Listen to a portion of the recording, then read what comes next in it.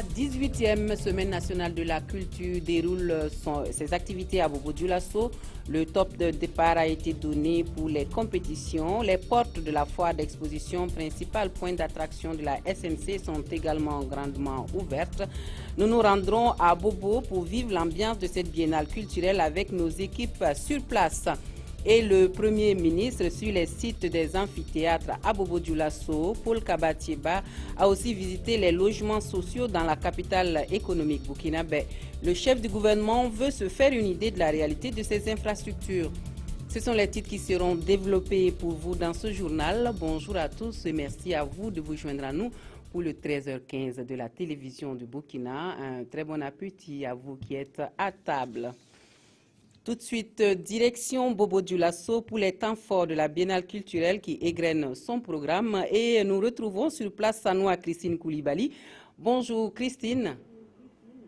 Bonjour Marguerite Douagno, bonjour aux téléspectateurs de la RTB. Alors Christine, dites-nous quelle est l'ambiance de cette 18e SNC à 3 jours de l'ouverture? Vous l'avez dit, à 3 jours donc, du festival, la ville est en ébullition. Toutes les compétitions pour le Grand Prix national des arts et des lettres ont démarré, excepté l'art culinaire. Les réflexions ont également commencé avec la conférence inaugurale sur le thème culture et cohésion nationale. En ce qui concerne la compétition en art du spectacle pour adultes, la compétition est même à son 3e acte. En principe, les activités, comme vous l'avez souligné, les activités donc inscrites au programme officiel de cette biennale culturelle ont été lancées. C'est le cas, comme vous le disiez tout à l'heure, du Grand Prix national des arts et des lettres, l'une des compétitions phares en tout cas de la SNC. Nous allons suivre la 2e nuit du G pénal où l'effervescence était au rendez-vous avec 10 troupes et individus en lice pour la compétition. Le résumé de cette nuit avec Hahadi Sandamba.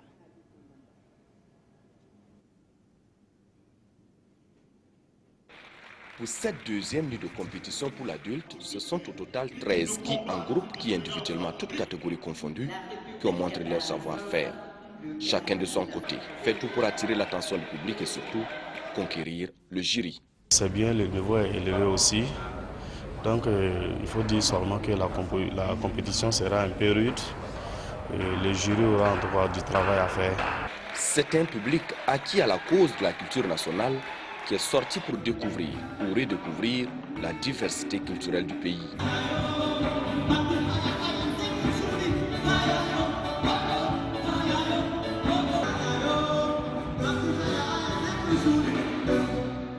Les danses traditionnelles et puis les chansons traditionnelles, ça m'attire beaucoup. Vrai dire, j'ai aimé, mais il y a des pelles qui sont sorties, je n'ai pas bien aimé.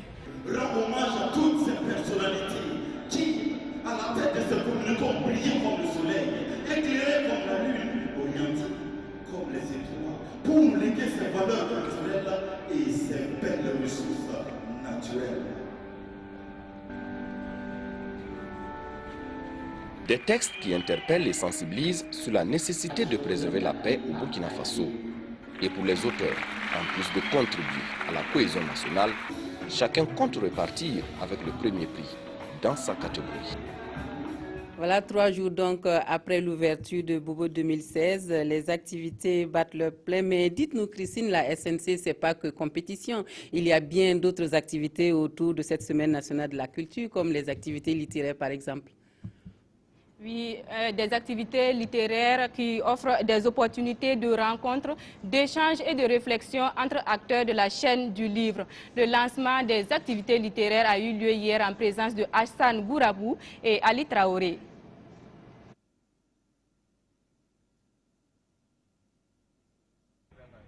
Taïrou Bari et Rémi Danjinou, 2 artistes plasticiens d'un jour. Les premiers responsables des départements de la culture et de la communication apprécient ici des œuvres d'art lors de l'ouverture de cette activité littéraire à l'Institut français de Bobo-Dioulasso. J'ai découvert beaucoup d'œuvres de qualité et je pense que c'est un potentiel assez riche qui existe et qu'il faut véritablement découvrir. Découvrir des potentialités artistiques, c'est tout l'esprit de cette semaine littéraire. Une manifestation qui abrite également l'exposition de plusieurs œuvres littéraires. Nous avons donc la littérature arabe, nous avons la littérature africaine, nous avons la littérature européenne. En tout cas, nous avons beaucoup de livres. L'utilité, c'est d'encourager la lecture publique, c'est de faire la promotion de la production littéraire et surtout de demander aux populations, à l'occasion de cette SNC, de venir au niveau de cette exposition pour découvrir la variété d'ouvrages qui existent. Le message du ministre semble déjà trouver une oreille attentive. Sur place, des élèves font déjà le tour des stands pour découvrir les œuvres exposées. Et l'une des attractions de Bobo 2016, c'est bien la foire d'exposition qui draine du monde, Christine, des visiteurs qui y vont pour plusieurs raisons. Effectivement, vitrine de promotion des différents secteurs socio-économiques et culturels. Cette fois, vous l'avez dit, draine chaque année des milliers de visiteurs. Pour la présente édition, 560 exposants occupent les stands dressés au siège de la SNC. Kadou Romaine qui a assisté à l'ouverture.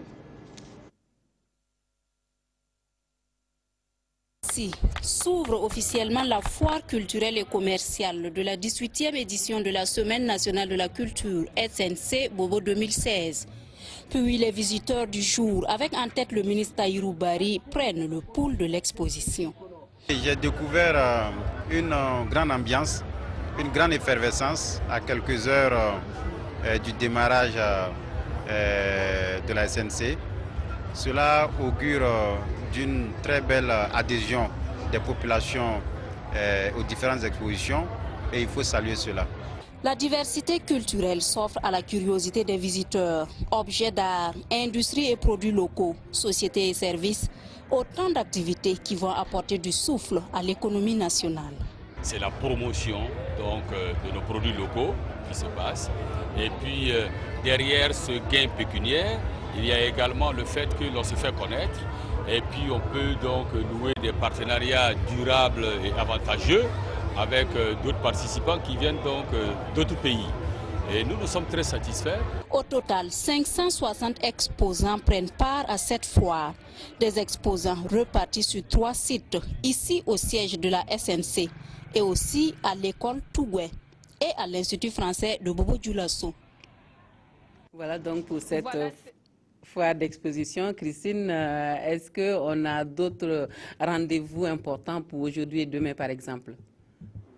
Oui, il y a les compétitions qui se poursuivent en poule jeune comme en poule adulte, ici même à la Maison de la Culture Monseigneur Anselme Titiama. Pour l'instant, on s'arrête là pour retrouver d'autres informations dans le magazine comme aux 20h. Voilà, merci Christine pour toutes ces informations. Merci de nous faire vivre l'ambiance depuis Bobo Dioulasso de cette 18e édition de la Semaine nationale de la culture. Et nous restons à Bobo où le Premier ministre a mis à profit son séjour donc dans la capitale de la culture burkinabé pour visiter des infrastructures d'hébergement. Paul Kabatieba était hier dimanche sur le site des 2 nouveaux amphithéâtres de l'Université de Bobo. Le chef du gouvernement a également visité des logements sociaux, une sortie qui permet au Premier ministre de se faire une idée de la réalité de ces sites. Le point avec Karim Ilboudo et Moumouni Barou. Situés au secteur 22 de Bobo Dioulasso, des amphithéâtres sont en plein chantier et devraient dans quelques mois contribuer à réduire la situation de précarité des conditions d'études des étudiants de l'Université polytechnique de Bobo Dioulasso. Le chef du gouvernement, Paul Kabatieba, en visite sur les lieux, a laissé entendre que les universités burkinabèses souffraient de beaucoup de maux et qu'il était temps de mettre fin à cela par une politique qui combine plusieurs aspects. Le premier aspect, c'est de faire face à l'urgence, en développant donc les capacités d'accueil dans les amphis, dans les salles de cités universitaires, les restos universitaires, etc. Ça, c'est l'urgence. Deuxième aspect de la politique, ça va être de développer les universités virtuelles. Après l'étape des amphithéâtres, le Premier ministre a mis le cap sur les sites des logements sociaux situés au secteur 18 de Bobo Dioulasso. Et selon lui, l'ambition du gouvernement est de développer l'habitat populaire. L'ambition première, c'est vraiment de loger les Burkinabés. Au terme du quinquennat, l'idée, c'est de faire en sorte que 70% à 70% des travailleurs soient des propriétaires. Si on arrive à faire ça avec un programme de ce genre, vraiment, je pense que ça va porter ses fruits. Pour une mesure d'urgence, il est prévu, au dire du Premier ministre, d'installer dans quelques semaines l'Internet à haut débit dans les grandes universités grâce au lancement d'un programme. Nous revenons à Ouagadougou pour d'autres points de l'actualité, mais avec toujours la culture à l'honneur, puisque le grand rendez-vous culturel de ce week-end dans la capitale burkinabé, c'était ce concert des monstres sacrés de la musique burkinabé. Le face-à-face d'Ez Altino, Flobi, a bel et bien eu lieu au stade municipal de Ouagadougou. Le public n'a pas monnayé sa présence pour vivre ce moment exceptionnel où la musique burkinabé est sortie grande gagnante. Donc, le duel aura tenu toutes ses promesses, même si le public est resté un peu sur sa faim, puisque le courant n'a pas voulu être la partie, d'où une fin de spectacle en queue de poisson, nous disent Adama Guiti et Ismaël Diloma Sirima. Le face-à-face des Altino Flobi a été marqué par des pannes électriques. Après le passage des artistes venus en soutien comme Dico Fils ou Sofiano, le premier monstre des Altino fait son entrée dans le stade avec son escorte. Mais à peine 2 chansons fredonnées, coupure de courant dans le stade. 15 minutes plus tard, tout revient dans l'ordre pour permettre à Dez Altino d'achever sa prestation. Puis il fait place à Flobi qui doit se faire éclairer par la lune pour saluer son public. Et lorsque le courant revient, c'est juste pour 2 prestations du King Zodanga et il est reparti pour ne plus revenir. Mais cela n'a pas empêché le clash d'avoir lieu, du moins à notre micro. Vous savez, quand le prince, un prince, ça veut dire que le fils du king est en train de lui menacer, le king est frais. Actuellement, le king est effrayé, il est embrouillé. Il faut se préparer encore, il faut 10 ans encore de plus de travail. Parce que il ne suffit pas seulement de venir avec des grosses voitures au stade. C'est pas ça qui compte, c'est la scène. L'arbitre de la partie, le doyen Zougna Zaramda, a signalé que c'est la musique burkinabé qui gagne au-delà du clash. Il invite par ailleurs les fans à garder leur calme car ces 2 artistes sont des frères musicalement parlant. Tout autre chose, à présent, le Conseil national pour la protection sociale a eu une rencontre à Ouagadougou pour valider le bilan des activités 2015 et le plan opérationnel 2016-2018 de mise en œuvre de la politique nationale de la protection sociale. Le document ainsi validé devrait servir de référentiel pour une meilleure prise en charge des personnes vulnérables. Amadou Ilboudo et Amandine Lassaga pour les précisions. L'amélioration de la protection des groupes vulnérables est l'une des priorités du gouvernement burkinabé. La réalisation de cette ambition nécessite un référentiel, c'est-à-dire un système cohérent et efficace de protection sociale. C'est tout le sens de cette rencontre des acteurs de la protection sociale qui vise une amélioration du contenu des documents destinés à la protection de la population burkinabé. La politique nationale de protection sociale adoptée par le gouvernement en 2012 fixe les grandes orientations sur la période 2013-2022 en matière de protection sociale des groupes vulnérables, en particulier dans notre pays. Alors donc c'est le référentiel et toutes les interventions, aussi bien au niveau des départements ministériels que les partenaires au développement, les ONG, les associations, devraient s'inscrire sur cette période-là dans les orientations fixées par le gouvernement. Donc c'est en cela que la politique revêt toute son importance. Issus des différents départements ministériels, de la société civile et du secrétariat permanent du Conseil national de la protection sociale, ces participants ont pour mission d'abord d'amender et de valider le rapport bilan 2015 et d'examiner le plan d'action opérationnel 2016-2018. Et nous allons parler sport maintenant avec les étalons du Burkina qui jouent demain contre les crânes de l'Ouganda pour le compte de la 4e journée des éliminatoires de la CAN 2017. Arrivés à Kampala hier, les étalons ont effectué leur premier entraînement dans l'après-midi sous le regard de nos envoyés spéciaux à Kampala, Salifou Belem et Dabakini. Pas de repos entre la 3e et la 4e journée de ces éliminatoires de la CAN 2017.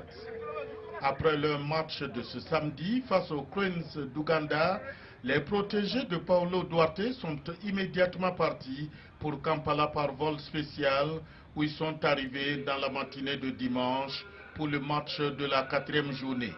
Un entraînement léger l'après-midi au Kampala City Stadium avant de prendre contact ce lundi avec la pelouse de Nelson Mandela Stadium qui va abriter la rencontre proprement dite.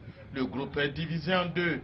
Ceux qui ont disputé pleinement le match de Ouagadougou, un petit déclassage, des massages et des étirements du côté de l'hôtel.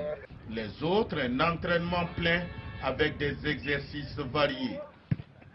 Après un grand match, 90 minutes, après un grand voyage de 5h30, on n'a pas condition pour s'entraîner, mais on va faire un petit déclassage. On a conclu que le meilleur c'est le jour dormir, après le petit déjeuner de 10h30 qu'on avait fait. Ils vont dormir et ils vont réveiller peut-être à 17h30, 18h. Et après dans l'hôtel à 18h, ils vont faire une petite séance d'étirement, mobilité segmentaire, mobilité. Et après ils vont faire des bains et massages. Et les jours qui n'ont pas joué, on va faire ici une séance de 50 minutes.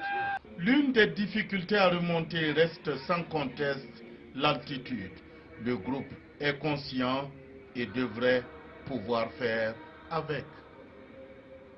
Voilà, nous leur souhaitons tout simplement bonne chance. Dans l'actualité internationale, nous nous rendons aux États-Unis pour parler des primaires. Bernie Sanders semble avoir retrouvé espoir. 3 victoires successives à Washington, Alaska et Hawaï. Même s'il n'est pas favori chez les démocrates, il compte avoir son mot à dire dans cette campagne. L'adversaire de Hillary Clinton entend marquer sa différence sur plusieurs points de la politique américaine. C'est un Bernie Sanders regonflé à bloc qui apparaît à Madison dans le Wisconsin. L'adversaire d'Hillary Clinton dans la primaire démocrate vient d'engranger 3 victoires dans l'État de Washington, en Alaska et à Hawaï. L'homme se dit clairement sur une lancée et même s'il n'est pas le favori pour décrocher le ticket démocrate fin juillet, il compte bien se démarquer. Ce que nous essayons de faire dans cette campagne, c'est de différencier nos positions d'avec Mme Clinton sur la guerre en Irak, sur la fracturation hydraulique, sur la façon dont nous devons gagner de l'argent. Voilà ce que le peuple américain veut entendre. Et encore une chose, Chuck, vu que nous entrons dans l'État de New York où a été élue la secrétaire d'État Clinton, j'espère vraiment que nous aurons un débat. La primaire dans l'État de New York est prévue le 19 avril et ici, comme dans les autres États amenés à se prononcer entre les deux candidats démocrates à la présidentielle, Bernie Sanders devra l'emporter avec une très forte majorité s'il veut surpasser Hillary Clinton.